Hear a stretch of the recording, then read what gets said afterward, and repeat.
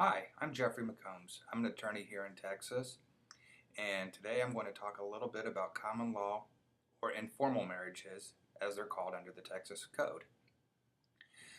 Typically, these come up in legal proceedings, usually when two people have acquired some property together, um, either retirement benefits, house, or there's kids involved.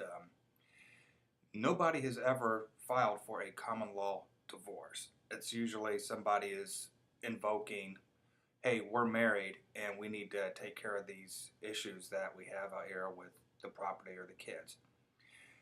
There's a couple of ways that you can actually become informally married in Texas. The first one is to sign a declaration of informal marriage. The family code has a whole bunch of details on how this is done, but that pretty much so creates an irrebuttable presumption that you did intend to be informally married. One of the biggest items of informal marriage is that you have to agree to do this. There is no just living together for 10 days or whatever time period if the parties never intended to be married. And how do you agree to be married?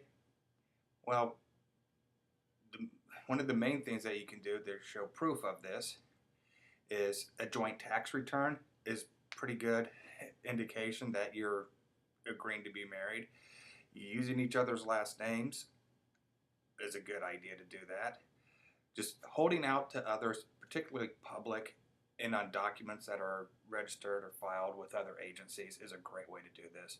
In the past, being put on somebody's benefits was sometimes evidence that people intended to be married, but nowadays that doesn't work as well as it used to, seeing that there's people can have their domestic partners and put just about all sorts of relatives and other folks on their insurance now. That those have changed, and that's in a different area of law.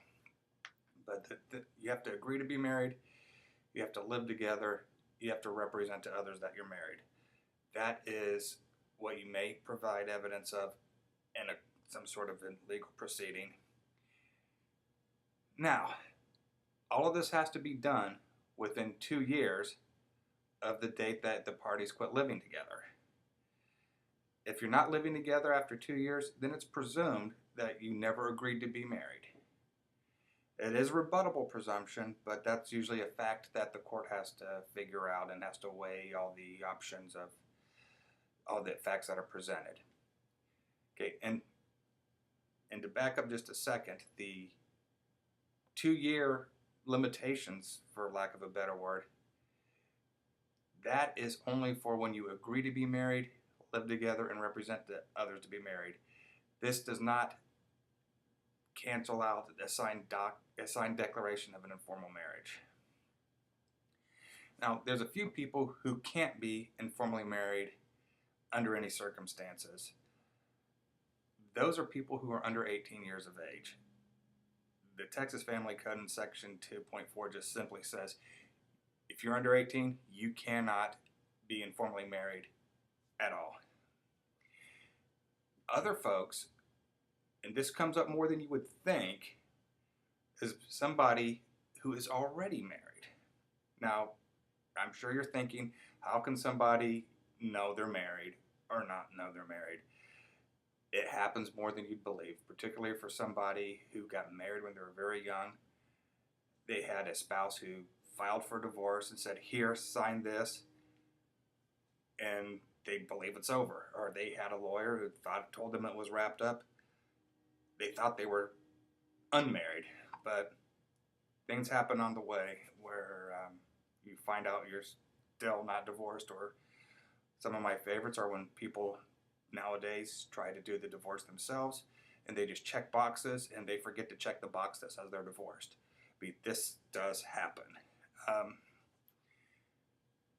Before I wrap this up, just thought I'd point out that there's also a list of people who cannot informally marry on the declarations. Because if you're going to file the declaration of an informal marriage, which some people do, You have to check boxes verifying that you are not related to each other in all different sorts of variations. That's former step parents, step children, and there's a laundry list of folks of the relations where you can't do that. All right.